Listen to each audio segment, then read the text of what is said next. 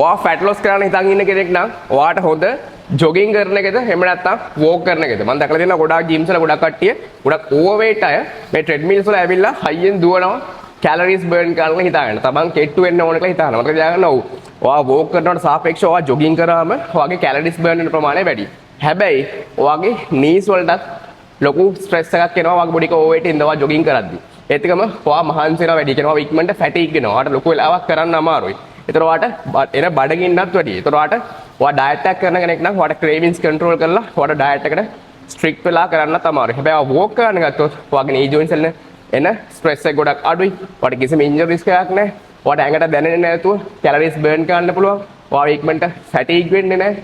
එතකම ඔයාට ලොකු වෙලාවක් මේක කරගෙන යන්න පුළුවන්. ඉතින් මම තියාගන්න ඔයා ෆැට් ලොස් කරන්න හිතාගෙන ඉන්න කෙනෙක් කිසිම වෙලාවක ජොගින් කරන්න යන්න එපා.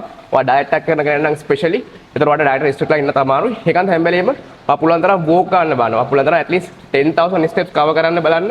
weight training කරන්න. එතකම calorie deficit එකක් maintain කරන්න. මොකද ඔයා high end treadmill එකේ ඉඳන් 10ක් 20ක් දුවලා ලොකු calories ප්‍රමාණයක් burn කරලා ඔයාලා ඩයට් එකක් කරන්න බැරි නම් ඔයා ගෙදර ගිහලා over eat කරනවා නම් ඔයාට fat loss එක හරියට කරගන්න අමාරුයි. ඉතින් ඔයා fat loss කරන කෙනෙක් නම් මේ වගේ tips දැනගන්න තවත් follow කරලා තියාගන්න.